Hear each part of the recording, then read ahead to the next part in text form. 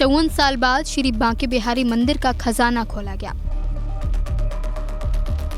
Supreme court के निर्देश पर बनाई गई हाई पावर्ड कमेटी ने 54 साल पहले बंद पड़े खजाने को खोलने के निर्देश दिए थे। इसके बाद खजाने को खोलने के लिए एक विशेष समिति का गठन किया गया था। समिति के निर्देशन में जब खजाना खोला गया तो उसमें कुछ बर्तन, लकड़ी का सिंहासन और बक्से मिले हैं।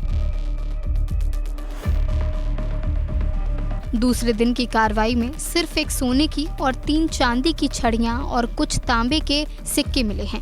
लेकिन अब ये खजाना सवालों के घेरे में आ गया है। हाई पावर्ड कमेटी के सदस्य दिनेश गोस्वामी ने कहा कि खजाना तो खुल गया, लेकिन ये सवाल जरूर छोड़ गया कि आखिर सारी चीजें कहां गईं। योगी आदित्यनाथ को सीबीआई जांच के लिए चिट्ठी लिख दी गई है।